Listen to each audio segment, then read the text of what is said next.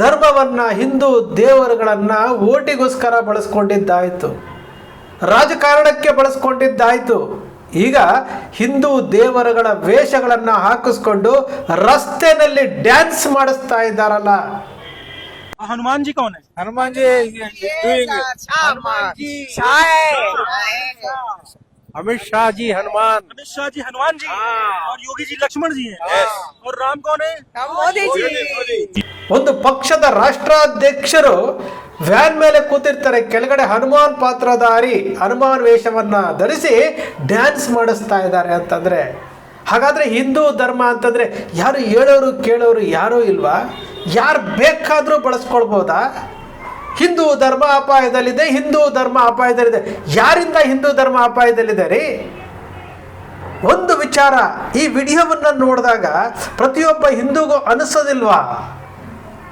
ಆಂಜನೇಯ, ಹನುಮಾನ್ ಅವ್ರನ್ನ ಎಲ್ಲರೂ ಎಷ್ಟು ಭಕ್ತಿಪೂರ್ವಕವಾಗಿ ನಾವು ಪೂಜೆ ಮಾಡ್ತೀವಿ, ಅಂತಹ ಒಬ್ಬ ದೇವರನ್ನ ಇವರು ಪಾತ್ರಧಾರಿಯನ್ನಾಗಿಸ್ಕೊಂಡು ಹಾದಿ ಬೀದಿನಲ್ಲಿ ಡ್ಯಾನ್ಸ್ ಮಾಡಿಸ್ತಾರೆ, ಇವರ ಪ್ರಚಾರಕ್ಕೆ ಬಳಸ್ಕೊಳ್ತಾರೆ ಅಂತಂದರೆ ಪ್ರಾಮಾಣಿಕವಾದಂತಹ ಒಬ್ಬ ಹಿಂದೂ ಇದನ್ನು ವಿರೋಧಿಸ್ತಾನೆ.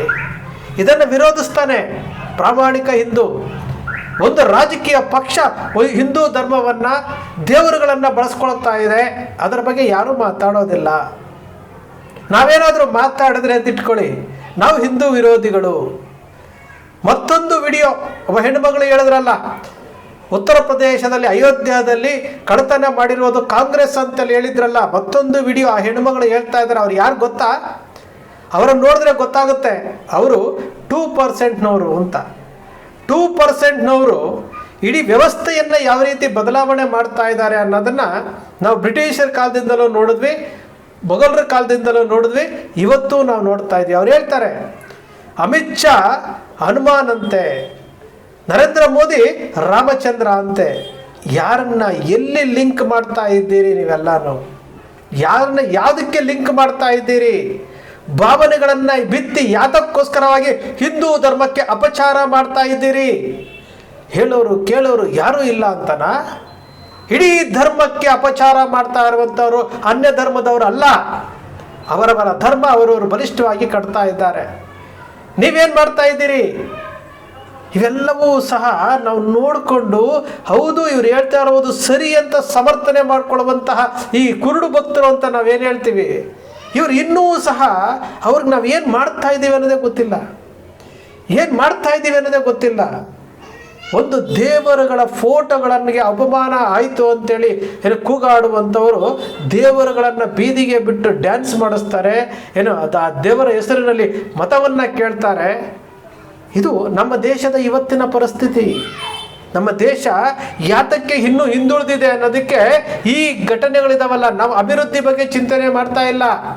ಪಕ್ಕದ ಚೀನಾದಲ್ಲಿ ಈಗಾಗಲೇ ಟೆಕ್ನಾಲಜಿನಲ್ಲಿ ಆಗಲೇ 1000 ಪಟ್ಟು ದೂರ ಹೊಟ್ಟೋಗಿದ್ದಾರೆ. ನಾವಿನ್ನೂ 2% ಇದ್ದೀವಿ. ನಾವು 2% ಇದ್ದೀವಿ. ಇಂತಹ ಒಂದು ರಾಷ್ಟ್ರ, ಇಂತಹ ಒಂದು ಬಲಿಷ್ಠ ರಾಷ್ಟ್ರ, ಇಂತಹ ಸಂಪನ್ಮೂಲಗಳನ್ನು ಹೊಂದಿರುವಂತಹ ಈ ರಾಷ್ಟ್ರದಲ್ಲಿ ಯಾವ ರೀತಿ ಡೆವಲಪ್ಮೆಂಟ್ ಮಾಡ್ಬೋದಾಗಿತ್ತು ಬಿಟ್ಟುಬಿಟ್ರು. ಹಿಂದೂ ಮುಸ್ಲಿಂ ಹಿಂದೂ ಧರ್ಮ ಅಪಾಯದಲ್ಲಿದೆ, ಮಂಗಲಸೂತ್ರ ಅಪಾಯದಲ್ಲಿದೆ, ಶ್ರೀರಾಮಚಂದ್ರ ಅಪಾಯದಲ್ಲಿದ್ದಾನೆ. ಹೇಳ್ಕೊಂಡು ಬಂದು ಇವತ್ತು ಶ್ರೀರಾಮಚಂದ್ರನ ದೇವಸ್ಥಾನದಲ್ಲೇ ಕಳ್ಳತನ ಮಾಡೋ ಮಟ್ಟಿಗೆ ಕೇಳ್ಕೊಂಡ್ಬಿಟ್ರಲ್ಲ ಇವರು. ಯಾರು ಕೇಳೋರಿಲ್ಲ ರೀ ಈ ಧರ್ಮದ ವಿಚಾರವನ್ನು. ಈ ಧರ್ಮವನ್ನು ಯಾರು ಹೇಳೋರು ಕೇಳೋರಿಲ್ಲ. ಯಾರು ಹೇಗೆ ಬೇಕಾದರೂ ಬಳಸ್ಕೊಳ್ಬೋದು. ಈ ಕಾರಣಕ್ಕೋಸ್ಕರವಾಗಿಯೇ ಹಿಂದೂ ಧರ್ಮದಲ್ಲಿ ಒಗ್ಗಟ್ಟಿಲ್ಲ ಅಂತ ಹೇಳುವಂಥದ್ದು. ರಾಧಾ ಹಿರೇಗೌಡರು ಹೇಳಿರುವಂಥದ್ದು.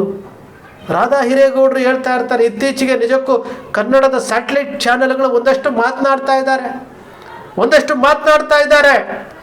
ಸತ್ಯದ ಪರವಾಗಿ ಮಾತನಾಡ್ತಾ ಇದ್ದಾರೆ. ರಾಧಕ್ಕ ಅಂತೂ ಸತ್ಯದ ಪರವಾಗಿ ಮಾತನಾಡ್ತಾ ಇದ್ದಾರೆ. ದೇಣಿಗೆ ಕೊಟ್ಟ ಲಿಸ್ಟಿನ ಬಗ್ಗೆ ನಾನೆಷ್ಟು ಕೊಟ್ಟಿದ್ದೀನಿ ಕೇಳಿ ಅಂತ ಹೇಳ್ತಾ ಇದ್ದಾರೆ. ಅಂಧ ಭಕ್ತರು ಗ್ಯಾರಂಟಿ ನ್ಯೂಸ್ನಲ್ಲಿ ಬಹಳಷ್ಟು ಸಾರಿ ಬೆತ್ತಲೆ ಆಗ್ತಾ ಇರುವಂಥದ್ದು. ಈ ಭಾರತೀಯ ಜನತಾ ಪಕ್ಷದವರಿಗೆ ವಕ್ತಾರರು ಅಂತ ನೇಮಿಸ್ತಾರೆ. ಅವ್ರಿಗೆ ಅದೇ ಖುಷಿ, ಅವ್ರಿಗೆ ಅದೇ ಒಂಥರ ಮೆಡ್ಲು ಸಿಕ್ಕದಂಗೆ, ಬಾಯಿಗೆ ಸಿಕ್ಕದಂಗೆ ಮಾತನಾಡ್ತಾರೆ. ನಾವು ನೋಡ್ತಾ ಇರ್ತೀವಿ. ನೀವು ಏನು ಬೇಕಾದರೂ ಮಾಡ್ಕೊಳ್ಳಿ, ರಾಜಕೀಯ ಮಾಡ್ತೀರಾ? ಪ್ರಜಾಪ್ರಭುತ್ವ, ಈ ಸಂವಿಧಾನ ಕೊಟ್ಟಿರುವಂತಹ ಸಂವಿಧಾನದಲ್ಲಿರುವಂತಹ ವಿಚಾರಗಳನ್ನು ಇಟ್ಕೊಂಡು ಪ್ರಜಾಪ್ರಭುತ್ವ ರಾಷ್ಟ್ರದಲ್ಲಿ ಆಡಳಿತ ಪಕ್ಷದ ವೈಫಲ್ಯಗಳನ್ನು ಟೀಕೆ ಮಾಡಬೇಕು. ಜನರಿಗೆ ತಲುಪಿಸ್ಬೇಕು. ಅದು ಬಿಟ್ಟು 24/7 ನೀವು ಧರ್ಮ, ದೇಶ ಮತ್ತೇನು ಮುಸಲ್ಮಾನರು ಇದನ್ನೇ ಹಿಡ್ಕೊಂಡು ಹೋಗ್ತಾ ಇದ್ರೆ ಹಾಗಾದರೆ ನೀವು ರಾಜಕೀಯ ಪಕ್ಷ ಆಗೋದಕ್ಕೆ ಲಾಯಕ್ಕಿಲ್ಲ ಅಂತ ಆಯಿತು. ರಾಜಕೀಯ ಪಕ್ಷ ಅಂತಂದರೆ ಏನ್ರಿ? ಸಂವಿಧಾನದಲ್ಲಿ ಏನು ಬರೆದಿದೆ? ಸಂವಿಧಾನ, ಶಾಸಕಾಂಗ, ಕಾರ್ಯಾಂಗ, ನ್ಯಾಯಾಂಗ 3 ಅಂಗಗಳಲ್ಲಿ ನೀವು ಈ 3 ಅಂಗಗಳ ಮೂಲಕ ಜನರನ್ನು ತಲುಪಬೇಕು. ಜನರಿಗೆ ಏನು ಬೇಕು ಅದನ್ನೇ ಕೇಳಬೇಕು, ನ್ಯಾಯವನ್ನು ಒದಗಿಸ್ಬೇಕು. ನೀವು ಮಾಡ್ತಾ ಇರುವುದೇನು? ಅಂಧ ಭಕ್ತಿ ಇರಬೇಕು, ಆದರೆ ಇಷ್ಟೊಂದು ಇರಬಾರ್ದು. ನಮ್ಮ ದೇಶದಲ್ಲಿ ಯಾವ ರೀತಿ ಎಲ್ಲ ಈ ದೇವರುಗಳನ್ನು ಬಳಸ್ಕೊಳ್ತಾ ಇದ್ದಾರೆ, ಯಾವ ರೀತಿ ದೇವರುಗಳನ್ನು ಏನು ನಾಟಕಗಳಲ್ಲಿ ನಾವು ನೋಡ್ತಾ ಇದ್ವಿ. ಅದು ಭಯ ಭಕ್ತಿಯಿಂದ ನಡೆಸ್ಕೊಳ್ತಾರೆ ನಾಟಕಗಳಲ್ಲಿ. ಆದರೆ ಇವರು ಹಾದಿ ಬೀದಿನಲ್ಲಿ ಬಿಟ್ಟಿದ್ದಾರಲ್ರಿ, ಹಾದಿ ಬೀದಿನಲ್ಲಿ ಹನುಮಾನ್ ಪಾತ್ರಧಾರಿಯನ್ನು ಬಿಟ್ಟಿದ್ದಾರಲ್ರಿ. ಅದು ಯಾರ್ರೀ? ಭಾರತೀಯ ಜನತಾ ಪಕ್ಷದ ರಾಷ್ಟ್ರಾಧ್ಯಕ್ಷ ಏನು ಮೆರವಣಿಗೆ ಮಾಡ್ಕೊಳ್ಳುವ ಟೈಮ್ನಲ್ಲಿ ಒಬ್ಬ ಹನುಮಾನ್ ಪಾತ್ರಧಾರಿಯನ್ನು ಬೀದಿನಲ್ಲಿ ಬಿಡ್ತಾರೆ ಅಂತಂದರೆ ನಿಜಕ್ಕೂ ಅದನ್ನು ನೋಡಿದಾಗ ಬಹಳ ಬೇಸರ ಆಗುತ್ತೆ ರೀ.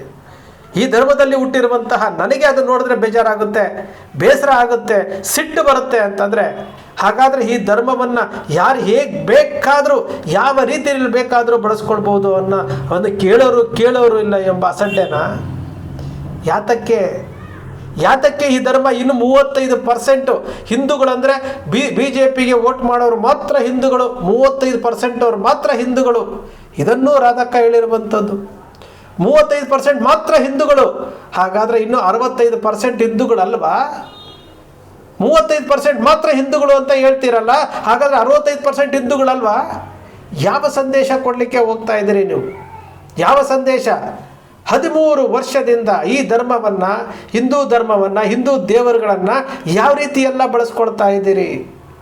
ಒಂದು ಸಾರಿ ನಿಮಗೆ ನೀವೇ ಮನವರಿಕೆ ಮಾಡ್ಕೊಳ್ಳಿ. ಒಂದು ಸಾರಿ ನಿಮ್ಮ ಆತ್ಮಗಳು ಅಂತ ಒಂದಿದ್ರೆ, ನಿಮ್ಮ ಆತ್ಮ ಸಾಕ್ಷಿ ಅನ್ನೋದೊಂದಿದ್ರೆ ಒಂದು ಸಾರಿ ನಿಮಗೆ ನೀವೇ ಪ್ರಶ್ನೆ ಮಾಡ್ಕೊಂಡ್ಬಿಡ್ರಿ, ನಾವು ಮಾಡ್ತಾ ಇರೋದು ಸರಿಯಾ ಅಂತ. ನಾನು ಹೇಳ್ತಾ ಇರುವಂಥದ್ದು ಧರ್ಮದ ಹೆಸರಿನಲ್ಲಿ, ದೇಶದ ಹೆಸರಿನಲ್ಲಿ, ದೇವರುಗಳ ಹೆಸರಿನಲ್ಲಿ ರಾಜಕಾರಣ ಮಾಡ್ತಾ ಇದ್ದಾರಲ್ಲ, ಅವರನ್ನು ನೀವು ಸಮರ್ಥನೆ ಮಾಡ್ಕೊಳ್ತಾ ಇದ್ದೀರಲ್ಲ, ಅವರಿಗೆ ನಾನು ಹೇಳ್ತಾ ಇರುವಂಥದ್ದು. ಸಮರ್ಥನೆ ಮಾಡ್ಕೊಂಡು ಅಂಧಭಕ್ತರಾಗಿದ್ದೀರಲ್ಲ, ನಿಮಗೆ ನಾವು ಹೇಳ್ತಾ ಇರುವಂಥದ್ದು ಒಂದು ಸಾರಿ ಯೋಚನೆ ಮಾಡಿ. ನೀವು ಮಾಡ್ತಾ ಇರುವುದು ಸರಿನಾ ತಪ್ಪ ಅಂತೇಳಿ ನಿಮಗೆ ಗೊತ್ತಾಗುತ್ತೆ. ಎಲ್ಲಿವರೆಗೂ ಈ ದೇಶ ಸಂಪದ್ಭರಿತವಾದಂತಹ ದೇಶ ರೀ. ಮೊಘಲರು ದಾಳಿ ಮಾಡಿದ್ರು, ಬ್ರಿಟಿಷರು ದಾಳಿ ಮಾಡಿದ್ರು. ಅವರಿಬ್ಬರು ದಾಳಿ ಮಾಡಬೇಕಾದ್ರೆ ಅವ್ರ ಜೊತೆ ಸಾಥ್ ಕೊಟ್ಟಂಥವರು 2% ಭಾರತೀಯರು. ಆ 2% ಭಾರತೀಯರಿಗೆ ಸ್ವಾರ್ಥ ಮುಖ್ಯ, ನಾವು ಚೆನ್ನಾಗಿರಬೇಕು ಅಷ್ಟೇ ಹೊರತು 95% ಜನ ಚೆನ್ನಾಗಿರಬೇಕು ಅನ್ನೋದಿಲ್ಲ, ದೇಶ ಚೆನ್ನಾಗಿರಬೇಕು ಅನ್ನೋದಿಲ್ಲ. 2%ನವರು ಆವತ್ತೂ ಇದ್ದರು, ಇವತ್ತೂ ಇದ್ದಾರೆ, ಮುಂದೇನೂ ಇರ್ತಾರೆ. ಎಲ್ಲಿವರೆಗೂ ಅಂತಂದರೆ ಈ 98% ಜನ ನೀವು ಅವ್ರು ಹೇಳಿದ್ದೇ ಸತ್ಯ ಅಂದ್ಕೊಂಡು ಹೋಗ್ತಾ ಇದ್ದೀರಲ್ಲ. ಅದೇ 2% ಜನ ಮೊಘಲರು ಭಾರತಕ್ಕೆ ಬಂದಾಗ 1000 ಸಂಖ್ಯೆಯಲ್ಲಿದ್ದಂತಹ ಮೊಘಲರನ್ನು, ಕೋಟಿ ಇದ್ದಂಥವ್ರನ್ನ ಹೊಡೆದೋಡಿಸೋದಕ್ಕೆ ಪ್ರೇರೇಪಣೆ ಕೊಟ್ಟಿದ್ದಿದ್ರೆ ಅವತ್ತು ಶಬಾಸ್ ಅನ್ಸ್ಬೋದಾಗಿತ್ತು.